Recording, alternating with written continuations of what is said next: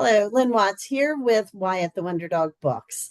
And in this video, I want to talk about some strategies for developing an inclusive environment at your school. So there's about 6 different ways that you can focus on inclusivity in their school. One of the first ones is simply to establish kindness as a core value of the school and to promote this in every single way that you can, from doing lessons to recognizing when students are kind to each other, perhaps random acts of kindness, and any other ways that you can promote kindness as a core value. The second one is to model inclusive behavior yourself, and of course, encouraging all of staff to do that as well. So ensuring that all students are involved in, for instance, classroom discussions, that you call on everybody or give everybody an opportunity to speak. And as I'll be mentioning as another strategy, making sure that everyone is involved in things like group work, activities that are available, and that everyone feels included in all of these different opportunities. The third value or strategy that you want to teach is empathy. And there are lots of pieces to the ability to have empathy and compassion for others. Generally, it involves, first of all, at a very young age. So let's talk about kindergarten early on, discussing feelings, emotions, identifying feelings and emotions, helping students to recognize feelings in themselves, and then being able to take that understanding and apply it to others. So you can do this through role playing to help them understand how it might feel to be in a different situation, and also how it might feel to be excluded in some particular situations. And certainly as students get older, you can make this more involved and more realistic.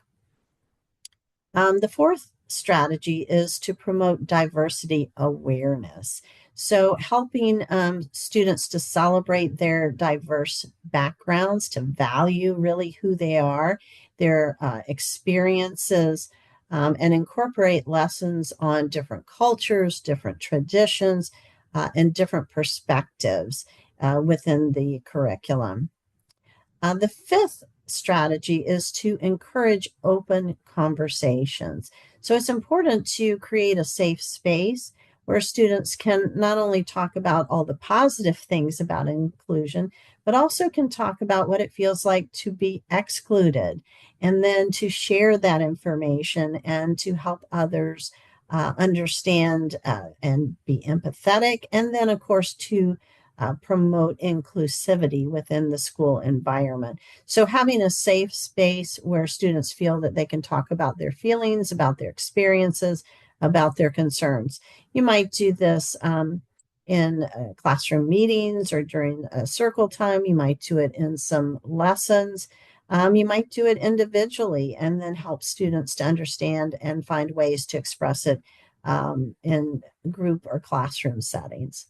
And then the final thing is to have group work with a purpose.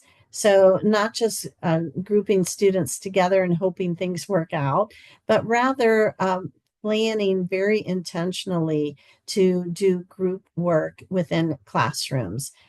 You can use it in terms of doing a different activity. You can do it within a lesson.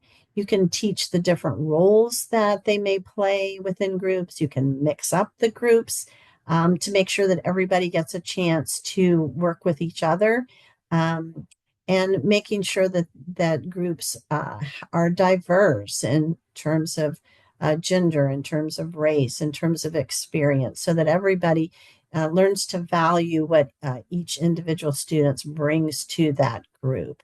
So you may need to assign roles, especially in the beginning if students are not accustomed to working in groups, and help them to navigate that new experience. But certainly it's a valuable lesson to learn not only for the school environment, but for life in general as they grow into adults. So, those are some strategies that you can use within the classroom, within the school environment to promote inclusivity. Thanks for listening.